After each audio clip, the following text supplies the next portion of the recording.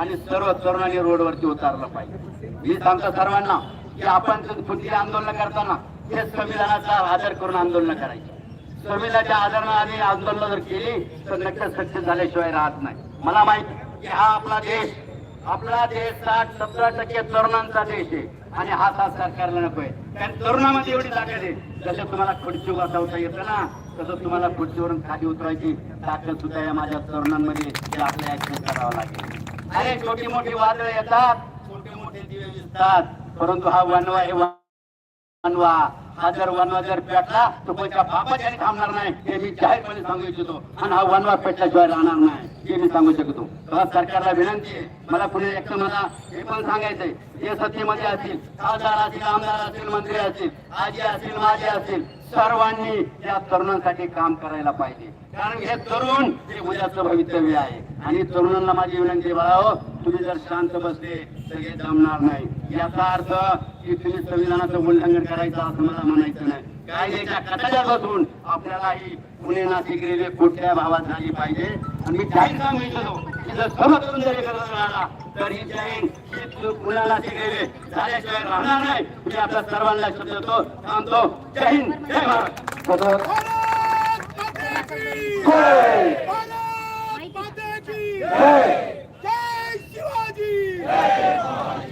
या ठिकाणी अनेकांना भावना व्यक्त करायच्या होत्या. त्याच्यामध्ये रोटरी असेल, लायन्स असेल, त्याचप्रमाणे शेतकरी संघ असेल, मेडिकल असोसिएशन असेल, डॉक्टर असोसिएशन असेल, त्याचप्रमाणे आमचे माजी सैनिक जे आहेत ते देखील या ठिकाणी आपल्या भावना व्यक्त करत होते. परंतु मान्यवरांची मानदेळी खूप असल्यामुळे यानंतर सन्माननीय सत्यशील दादा शेरकर आपल्याला विनंती असेल की आपण आपल्या भावना या ठिकाणी व्यक्त करायच्या.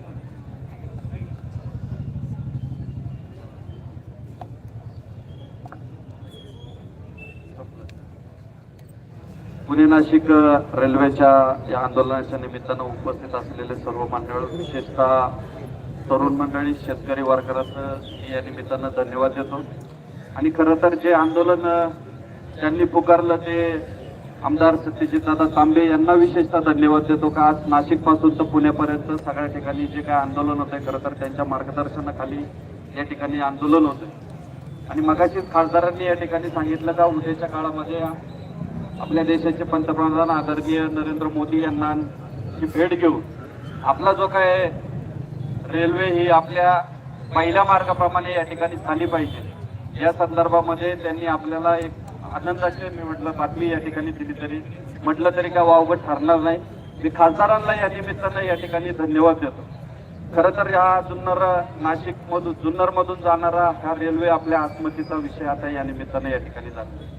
खरं जर पाहिलं तर काही दिवसापूर्वी आम्ही दादा या ठिकाणी ऐकलं होतं का खेडला विमानतळ होणार आणि खेडला विमानतळ होणार आहे तर जुन्नरमध्ये जमिनीच्या खरेदी झाल्या. आणि खरंच आमच्या शेतकरी वर्गाला एक आनंद वाटला का आपला आता शेतीमाल असेल किंवा आपले छोटे मोठे उद्योगधंदे असतील, आपला पर्यटन जुन्नर तालुका आहे या निमित्तानं खरं तर त्याला एक वेगळ्या प्रकारची दिशा या निमित्तानं या ठिकाणी मिळेल. परंतु ते काही विमानतळ काही त्या ठिकाणी झालं नाही. आणि नंतर आपल्याला आशा लागली की आता रेल्वे या ठिकाणी होईल.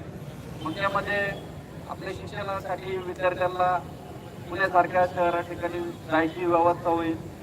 शेतकऱ्याचा माल पुण्यासारख्या शहरासाठी नाशिक सारख्या शहरामध्ये त्या ठिकाणी जाईल.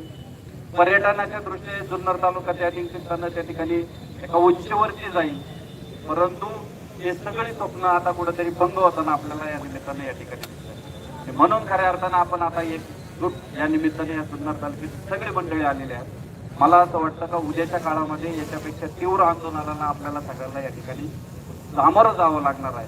आणि नक्कीच मी या निमित्तानं आपल्याला सगळ्यांना विनंती करत शासकीय पातळीवर लोकप्रतिनिधी त्या पद्धतीने त्या ठिकाणी आपल्या भावना किंवा आपलं जे काय अडचणी त्या मांडायचा प्रयत्न करतात. परंतु या ठिकाणी आंदोलनाच्या माध्यमातून आपल्याला सगळ्यांना त्या ठिकाणी उभं राहणं हे उद्याच्या काळामध्ये आपलं एक कर्तव्य या निमित्तानं या ठिकाणी असणार आहे. आणि त्या निमित्तानं आपण सगळ्यांनी त्या ठिकाणी उपस्थित उभं राहायचंय ही विनंती आपल्याला या निमित्तानं करतो आणि या ठिकाणी थांबतो. धन्यवाद.